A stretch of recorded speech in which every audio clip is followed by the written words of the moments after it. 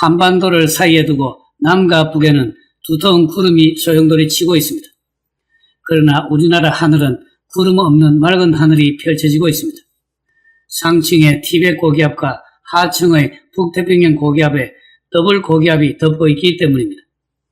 남쪽 해역에서는 열대 저압부가 되었던 태풍 제8호 꼬마이가 부활했습니다. 태풍 제8호의 예상 경로가 다시 나왔습니다.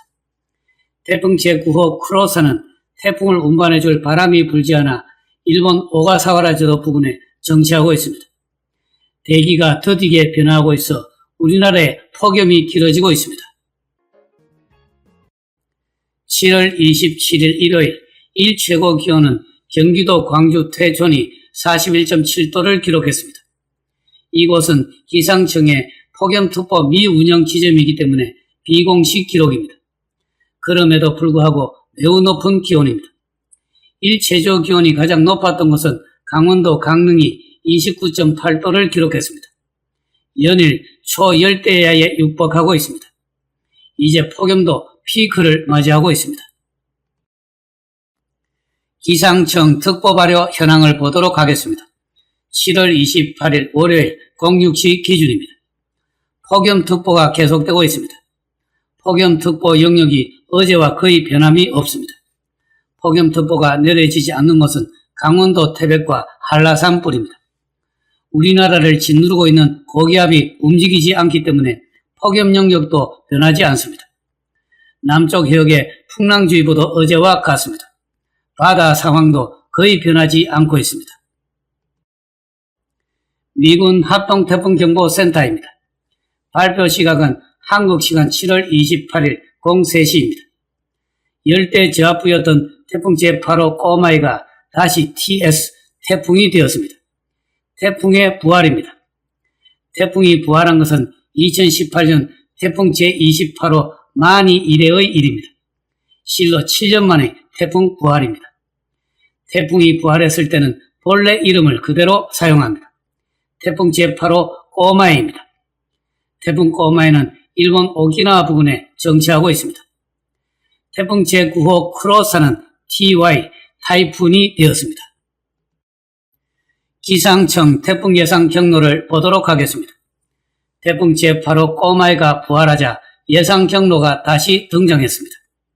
7월 28일 15시에 일본 오키나와 제도에 위치하고 있습니다. 중심기압 985헥토파스칼, 최대 풍속 27m/s, 강도 2의 세력입니다. 태풍이 중국에 상륙한 뒤부터는 예보원이 커집니다. 예보원이 커진다는 것은 진로가 불확실하다는 것을 나타냅니다. 태풍 제9호 크로사는 7월 28일 15시에는 중심기압 965헥토파스칼, 최대 풍속 37m/s, 강도 3이 되었습니다.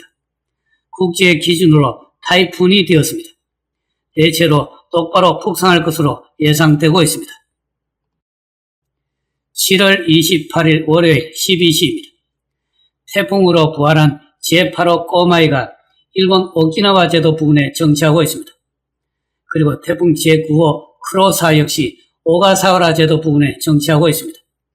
이 태풍은 강도 3m, 강풍력 반경이 1000km를 넘는 대형 태풍입니다. 이 태풍들이 북상에 올라오지 못하고 태풍의 움직임이 느린 원인은 무엇인가? 그 원인은 상공에 있습니다. 이것은 7월 28일 11시 지상의 바람을 나타내고 있습니다. 오키나와 부근에 태풍 제8호 꼬마이의 소용돌이가 보입니다. 제주도 부근에 태풍의 영향으로 강한 서풍이 불고 있습니다. 그러나 그 외 우리나라에 강한 바람은 불지 않고 있습니다. 태풍 제9호 크로사가 반시계 방향으로 맹렬하게 회전하고 있습니다. 500헥토파스칼, 상공 5,500m 부근의 바람을 보도록 하겠습니다. 이 높이에서도 태풍의 반시계 방향의 소용돌이가 뚜렷하게 보입니다. 저기압은 반시계 방향으로 회전합니다. 그런데 우리나라 부근을 보니 시계 방향에 고기압의 거대한 소용돌이가 보입니다. 바로 북태평양 고기압입니다. 태풍 제8호는 이 고기압에 눌려 형태가 납작해져 있습니다. 태풍 제9호의 북쪽에는 북태평양 고기압이 끊어진 틈이 있습니다. 태풍 9호 크로사는 이 틈을 따라 북상할 타이밍을 보고 있습니다. 더 위로 올라가 보도록 하겠습니다. 250헥토파스칼, 상공 1만 미터 부근의 바람입니다. 우리나라와 일본의 거대한 시계 방향의 고기압의 소용돌이가 보입니다. 바로 티벳 고기압입니다. 이 높이가 되자 강한 세력의 태풍 제9호 형태가 무너져 있습니다. 태풍 8호도 반시계 방향의 소용돌이로 간신히 확인할 수 있습니다. 이 둘을 지상에서 겹쳐보면 이렇게 됩니다. 상층의 티벳 고기압과 하층의 북태평양 고기압, 더블 고기압이 우리나라를 완전히 덮고 있습니다. 보이지 않은 폭염의 정체가 바로 이것입니다. 우리나라는 열돔에 갇혀 있다고 할 수 있습니다. 열돔의 장벽에 막혀 태풍 8호와 태풍 9호가 북상하지 못하고 있습니다. 7월 29일 화요일입니다. 태풍 제8호가 중국 상하이 부근으로 이동을 했습니다. 태풍 제9호도 움직이기 시작했습니다. 태풍 8호는 우리나라에 영향을 미칠 가능성이 있을 것 같습니다. 한번 돌려보겠습니다. 태풍이나 열대저하포는 난기로 되어 있다는 점에서 같습니다. 둘 다 따뜻한 열대 해상에서 발생합니다. 바다에서 공급되는 수증기를 주된 에너지원으로 합니다. 둘 다 전선을 동반하지 않는다는 점도 같습니다. 둘의 가장 큰 차이점은 최대 풍속입니다. 중심 부근의 최대 풍속이 17.2m/s를 넘으면 태풍, 넘지 않으면 열대저하포로 분류합니다. 태풍 제8호는 최대 풍속이 17.2m/s를 넘었기 때문에 다시 태풍으로 부활했습니다.